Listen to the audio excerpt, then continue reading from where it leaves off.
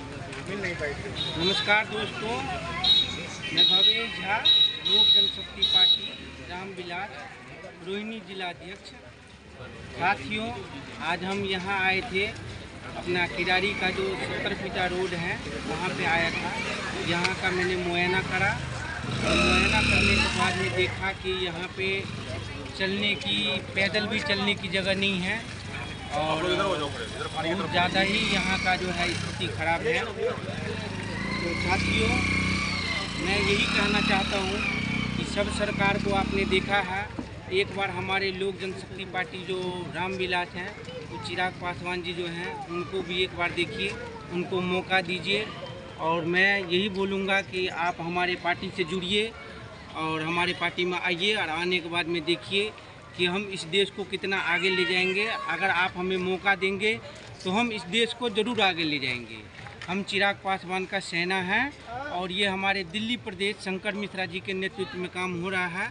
और मैं चाहता हूँ कि आप लोग हमारे पार्टी में आइए, एक बार जुड़िए, जुड़ के हमें मौका दीजिए और मैं आपको दिखाता हूँ, हम लोग आपको दिखाते हैं कि हम इन पार्टियों से क्या कर सकते हैं और कहाँ आगे ले जा सकते हैं देश को। साथियों, प्लीज़ हमारे पार्टी में जुड़ने का कष्ट करें और संघर्ष करें। नमस्कार साथियों, मैं भवेश झा, लोक जनशक्ति पार्टी रामविलास रोहिणी जिला अध्यक्ष। साथियों, सरकार बोल रहे थे अरविंद केजरीवाल, जो मैंने 58% और 93% मैंने पूरी दिल्ली में पानी भेज दिया है। ये 58% और 93% दोस्तों देख लीजिए इन पानियों को। ये किरारी के 70 फीटा रोड है और 70 फीटा रोड का ये हाल है। ना गाड़ी निकल सकता, ना पैदल चल सकते, ना इसमें ये हाल है। दिल्ली के तमाम नागरिकों को, तमाम पूर्वांचल वासियों को, मजदूर भाइयों को मेरा नमस्कार। क्यों आस लगा रखे हो बिके हुए मीडिया अखबारों से? कैसी रक्षा मांग रहे हो इन राजनेताओं से? साथियों, इन राजनेताओं पे कैसे रक्षा मांग रहे हो जो आप लोगों की राजनेता कर ही नहीं सकते? आज हमारे देश की परिस्थिति है, दिल्ली की परिस्थिति है कि यहाँ गरीब मजदूर कीड़े की तरह रहते हैं, कीड़े की तरह मरते हैं, जो एक कुत्ते से भी बदतर स्थिति है। एक अमीर घर के कुत्ता एसी में सोता है, बेड पे सोता है, ब्रेड और पकौड़ा खाता है, लेकिन एक गरीब, एक मजदूर भूखे नंगे चलते हैं और उनको घर से निकलने की जगह नहीं मिलती है। साथियों, देख सकते हो ये पूरे किरारी की 70 फीटा रोड है, जो यहाँ हजारों दुकानदार हैं, हजारों लोगों की आवागमन है। किरारी की मेन सड़क है, जो दिल्ली के मुख्यमंत्री साहब पूरे देश में घूम के कहते थे कि दिल्ली का लंदन है की तरह सड़क बनाऊंगा। दिल्ली में काम किया हूँ, दिल्ली की सड़क लंदन और पेरिस की है। आज यह सड़क दिखाई दे रहा है।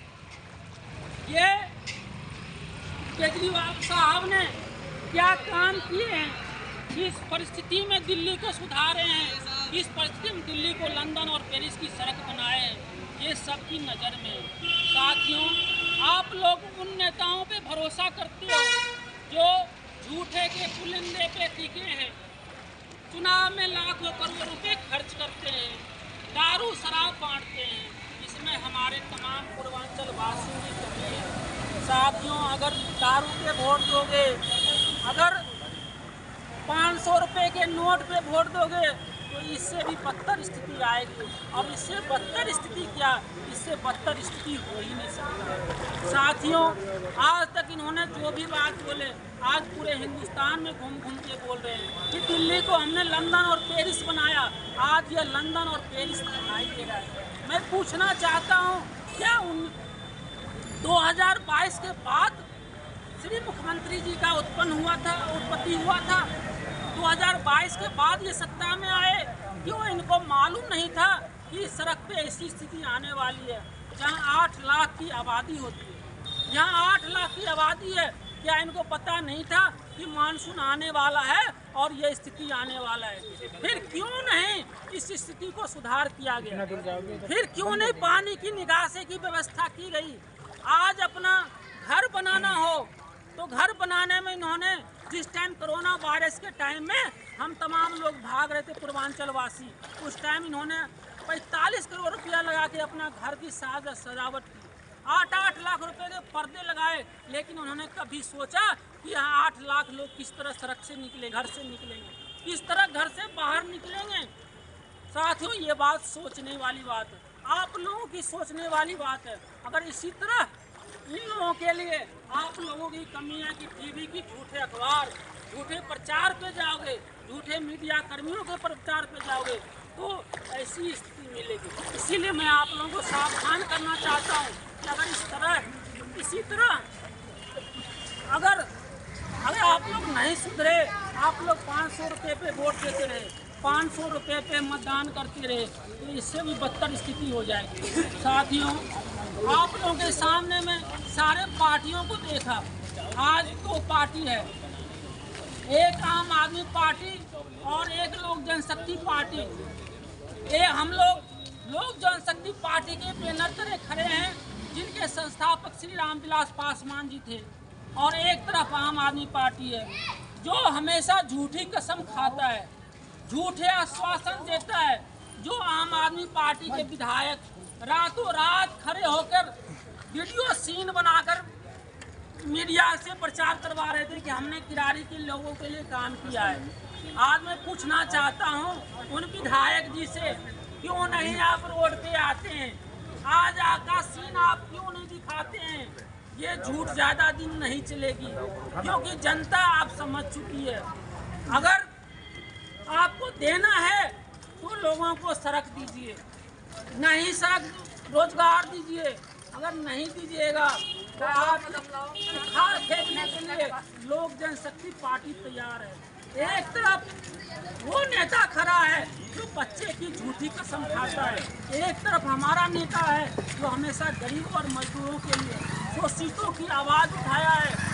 आप लोगों को मालूम होगा कि स्वर्गीय रामविलास पासवान जी ने जब मंत्री बने हमेशा गरीबों के लिए उत्थान की बात करी, गरीबों की विकास की बात करी, चाहे अग्रिम का 10% आरक्षण की बात हो, चाहे मंडल कमीशन की बात हो, चाहे कोरोना वायरस में जो लोग भयभीत हो रहे थे, भाग रहे थे, भूखे मर रहे थे, राशन की बात हो।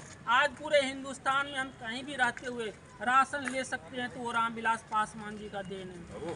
आज अगर हर आदमी के पास मोबाइल है तो वो रामविलास पासवान जी का देन है। इन्होंने एक कीर्तिमान स्थापित किया है।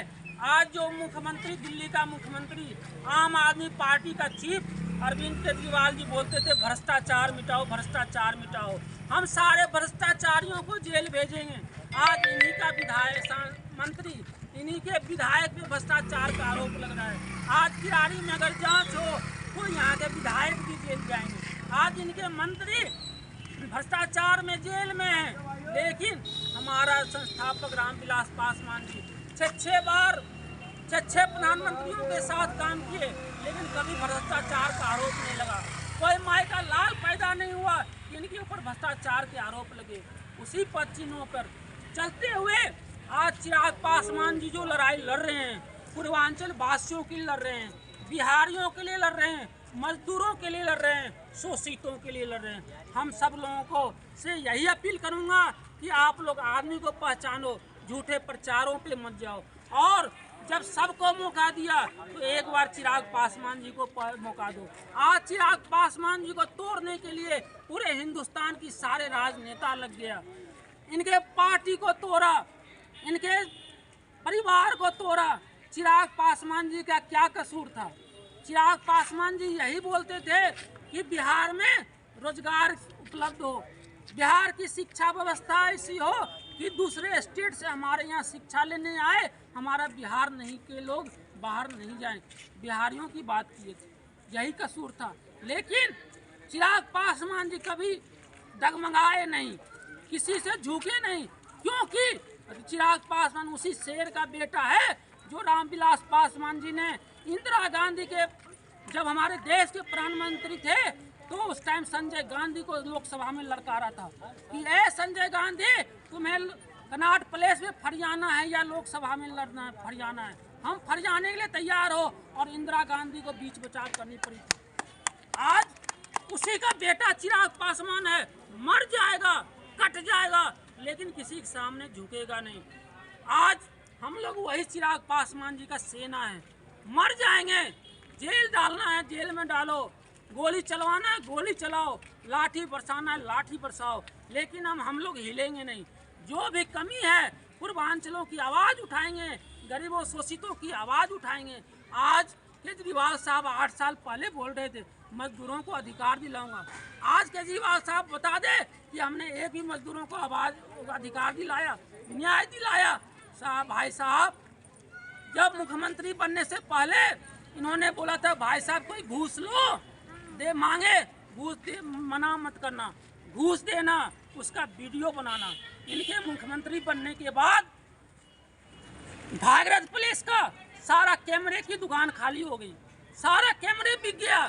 लेकिन 8 साल के बाद पता नहीं आज तक एक भी भ्रष्टाचारियों पे कानूनी कार्रवाई नहीं हुई, एक भी भ्रष्टाचारी नहीं पकड़ाया गया, और सारे भ्रष्टाचारी इनके पार्टी में ही उत्पन्न हुए। इसीलिए मैं आप लोगों को सावधान करना चाहता हूँ, आप लोगों से अपील करना चाहता हूँ कि आप लोग अभी भी सचेत हो जाइए।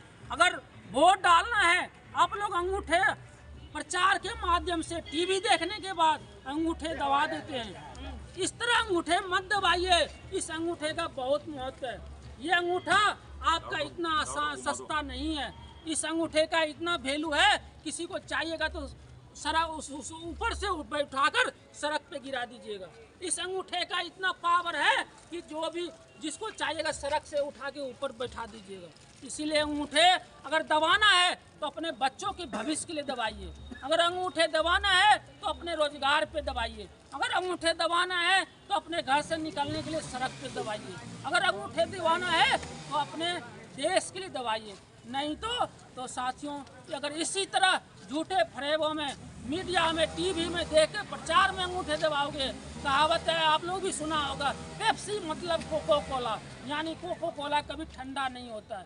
फेयर लवली लगाने से कभी चेहरा गोरा नहीं होता, 2 मिनट के लिए आपकी चिकनाई आएगी और चिकनाई हट जाएगी। इसीलिए उस पर जाओगे तो कभी इस देश का भविष्य नहीं सुधरेगा। आज देश में एक क्रांति की जरूरत है, आज मजदूरों की लड़ाई की जरूरत है। हम लोग वही चिराग पासवान जी के नेतृत्व में लड़ाई लड़ रहे हैं, दिल्ली का प्रदेश अध्यक्ष शंकर मिश्रा जी के नेतृत्व में लड़ाई लड़ रहे हैं, दिल्ली की आवाज़ शंकर मिश्रा जी के नेतृत्व में उठा रहे हैं। और अंतिम दम तक, जब तक चिराग पासवान जी का सेना एक एक कदम, आज देखिए गाड़ी की क्या हालत हो रखी है।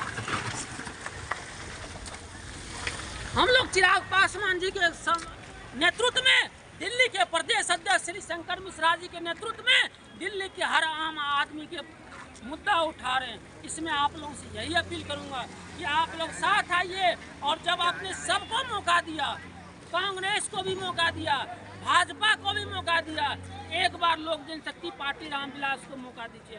साथियों, कहावत है, जो रोटी पलटा न जाए तो रोटी खाने लायक नहीं होता है। इसी तरह जब सत्ता अगर परिवर्तित न हो तो वो आपको सत्ता आपके कामयाब नहीं हो।